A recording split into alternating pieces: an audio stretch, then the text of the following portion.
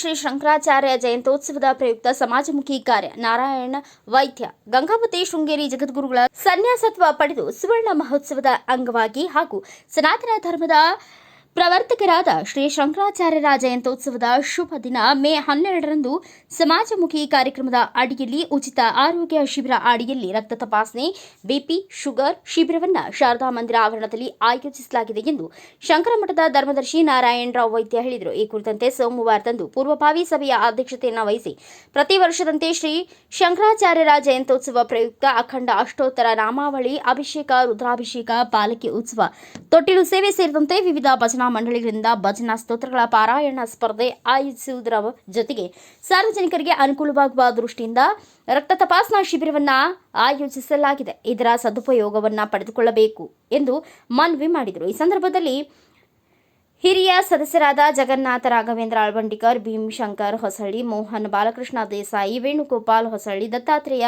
ಶಶಿಧರ್ ಜೋಶಿ ಹಾಗೂ ಶಾರದಾ ಶಂಕರ ಭಕ್ತ ಮಂಡಳಿಯ ಪದಾಧಿಕಾರಿಗಳು ಪಾಲ್ಗೊಂಡಿದ್ದರು. ಹೆಚ್ಚಿನ ಸಂಖ್ಯೆಯಲ್ಲಿ ಒಂದು ಸಲ ಸಾಕಷ್ಟು ಈ ಸಲ ಪ್ರಯತ್ನ ಅದಕ್ಕೂ ಹೆಚ್ಚಿಗೆ ಮಾಡೋಣ. ಹೆಚ್ಚಿನ ಸಂಖ್ಯೆಯಲ್ಲಿ ಅದು ಆ ರೀತಿ ಇರಬೇಕು ಅಂತ ನನ್ನ ಮೊದಲನೇ ವಿನಂತಿ. ಆಮೇಲೆ ಶಂಕರಾಚಾರ್ಯ ಅಷ್ಟೋತ್ತರ ಶನಿವಾರ ಬೆಳಿಗ್ಗೆ 8:30ರಿಂದ ಸತತವಾಗಿ ಅಖಂಡವಾಗಿ ಸಾಯಂಕಾಲ 6 ಗಂಟೆ ತನಕ ಅಷ್ಟೋತ್ತರ ಸೇವೆಯನ್ನು ನಾವು ಮಾಡ್ತೀವಿ. ಅದು ನಾವು ನಮ್ಮ ಸಂಖ್ಯೆ ನೋಡಿಕೊಂಡು 3-4 ಜನದ ಒಂದು ಗ್ರೂಪ್ ಮಾಡಿಕೊಂಡು ಸಂಜೆ 6 ಗಂಟೆ ತನಕ ಅಖಂಡವಾಗಿ ಮಾಡಬೇಕಂತ ನಮಗೆ ಇದೆ.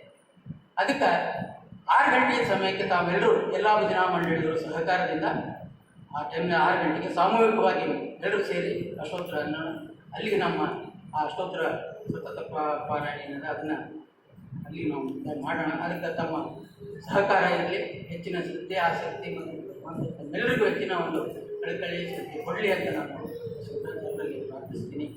ಆಮೇಲೆ ಈ ಇದಕ್ಕೆ ಪುರುಷರಲ್ಲಿ ನನ್ನ ಸವಿನಯ ಒಂದು ವಿನಂತಿ ಅಂತಂದರೆ ಮಾತಾಡ್ಕೊಂಡಿದ್ದೀವಿ. ನಮ್ಮ ಪುರುಷರಿಗೆ ಮಾತ್ರ ಈ ಸಲ ನಾವು ಒಂದು ಪ್ರಾಧಾನ್ಯತೆ ಅಂದರೆ ಪ್ರಾಧಾನ್ಯತೆ ಅಂತಲ್ಲ, ಕಂಟಿನ್ಯೂಸ್ ಆಗಿ ಬರಲಿಕ್ಕೆ ಯಾರ್ಯಾರಿಗೆ ಆಗ್ತದೆ ಅಂತ ನಾವು ಶಂಕರ ಮಠದಲ್ಲಿ ಎಲ್ಲರಿಗೂ ಈ ವಿಶೇಷವಾದಂಥ ಒಂದು ಇದ್ರ ಪಾರ್ಟಿಸಿಪೇಷನ್ ಮಾಡಿರಿ, ತಮ್ಮದು ಇರಲಿ ಅಂತ ಹಾಕ್ತೀವಿ.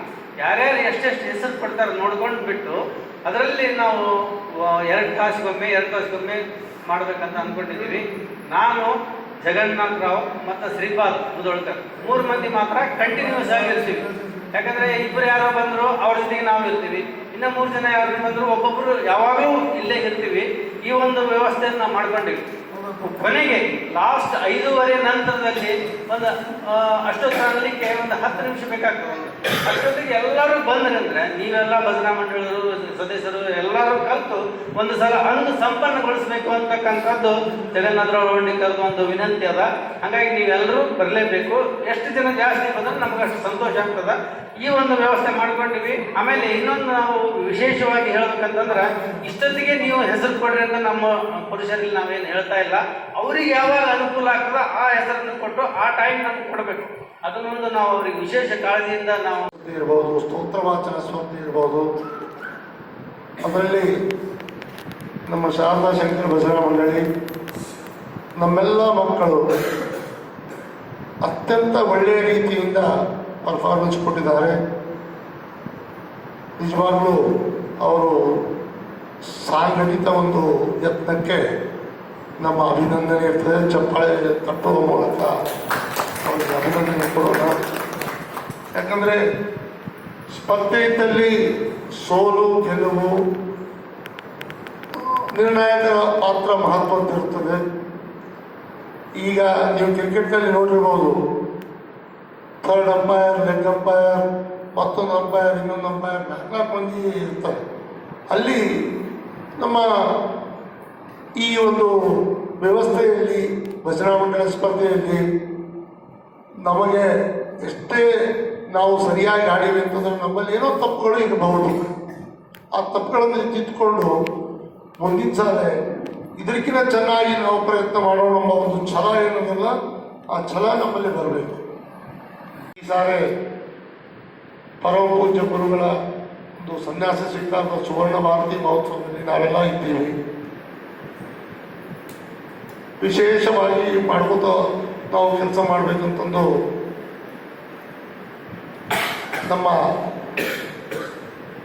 ಹೊಸ CEO ಅವರು PA ಮುರಳಿಯವರು ನಮಗೆ ಆದೇಶ ಕೊಟ್ಟವ್ರೆ.